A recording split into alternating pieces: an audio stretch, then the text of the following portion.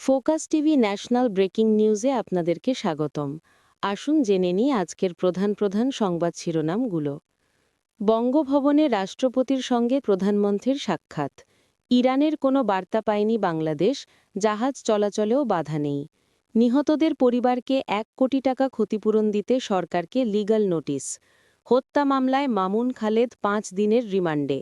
স্বাধীনতা দিবসে বাংলাদেশকে শুভেচ্ছা জানালেন রাজা তৃতীয় চার্লস।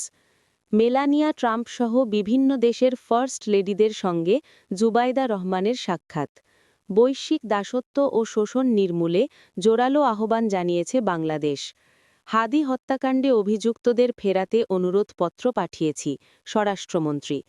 মেয়াদোত্তীর্ণ ওমরা ও ভিজিট ভিসাধারী বাংলাদেশিদের ১৮ এপ্রিলের মধ্যে সৌদি ছাড়ার নির্দেশ।